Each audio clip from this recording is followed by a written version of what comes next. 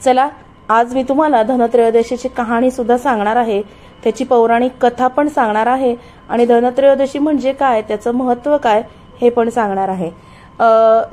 धनत्रयोदशी म्हणजे धनतेरस हा दिवाळी सणाचा पहिला दिवस आहे, जो कार्तिक महिन्यातील कृष्ण पक्षातील त्रयोदशी तिथीला साजरा केला जातो। या दिवशी आरोग्याचे देव धन्वंतरी आणि संपत्तीची देवी लक्ष्मी भगवान कुबेर यांची पूजा केली जाते।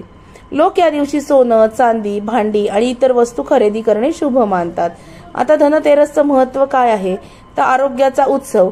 धनतेरस हा आरोग्याची देवता धन्वंतरी यांचा जन्मदिवस आहे, म्हणून या दिवशी आरोग्य समृद्धीसाठी प्रार्थना केली जाते। समृद्धी आणि संपत्ती, या दिवशी लक्ष्मी आणि कुबेराची पूजा केल्याने घरामध्ये संपत्ती आणि समृद्धी येते अशी श्रद्धा आहे।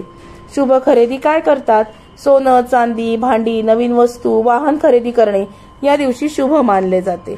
व्यापाऱ्यांसाठी या दिवशी अनेक व्यापारी आपल्या दुकानांमध्ये पूजा करतात। या दिवशी धन्वंतरी, लक्ष्मी, कुबेर यांची पूजा तर केली जातेच, संध्याकाळी घरातील किंवा दुकानांतील देवघरातील दिवे लावून पूजा केली जाते। या दिवशी काही लोक यमधर्म यासाठी यमदीपदान हा दिवा लावतात। आता आपण धनत्रयोदशीची कहाणी बघूया। आता एकदा यमराजाने आपल्या दूतांना विचारलं, तुम्ही प्राण्यांचे प्राणहरण करता त्यावेळी तुम्हाला त्यांची दया येत नाही का? यावर यमदूत म्हणाले, एकदाच असं झालं होतं। यमराजाने सांगायला सुरुवात केली। एकदा हंस नावाचा राजा शिकार करताना जंगलात भरकटला होता। भटकत भटकत राजा दुसऱ्या राज्याच्या सीमेमध्ये निघून गेला। तिथे हेमराज नावाच्या राजाने हंस राजाचा सत्कार केला। त्या दिवशीच हेमराजाला एक पुत्र झाला। षष्ठी पूजनाच्या दिवशी सटवाईने येऊन त्याचं भविष्य सांगितलं की राजाचा पुत्र आपल्या 16व्या वर्षी मृत्युमुखी पडणार आहे। हा मुलगा लग्नानंतर 4थ्या दिवशी मरेल। हे ऐकून राजाने मुलाला एका गुहेत लपवून ठेवलं, पण विधी लिखित अटळ असतं, त्यामुळे असं काही संयोग आला की हंस राजाच्या मुलीचं त्या 16 वर्षाच्या मुलाशी लग्न झालं आणि त्याचे प्राण घेण्यासाठी आम्ही तिथे गेलो। लग्नाच्या 4थ्या दिवशी सर्पदंशाने त्या मुलाचा मृत्यू झाला होता।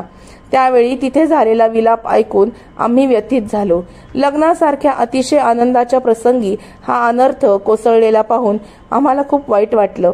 हे ऐकल्यावर दूताने विचारलं की असा प्रसंग कोणावरही येऊ नये, असं आपण काही कराल का? तर फार बरं होईल। यावर यमदेव म्हणाले, धनत्रयोदशीपासून 5 दिवस जो यमदीपदान करेल त्याला तुमच्या इच्छेप्रमाणे अपमृत्यू येणार नाही। धनत्रयोदशीबद्दल अजून एक दंतकथा आहे, ती म्हणजे समुद्र मंथन।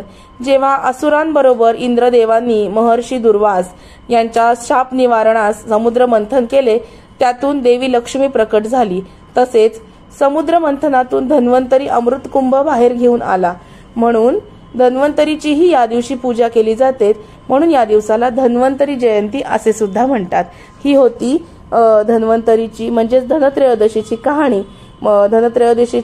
धनत्रयोदशीचं महत्त्व काय आहे हे तुम्हाला सांगितलं। कशी वाटली धनत्रयोदशीची कथा, कहाणी नक्की कळवा। व्हिडिओ आवडला असेल तर लाईक, शेअर आणि सबस्क्राईब करा।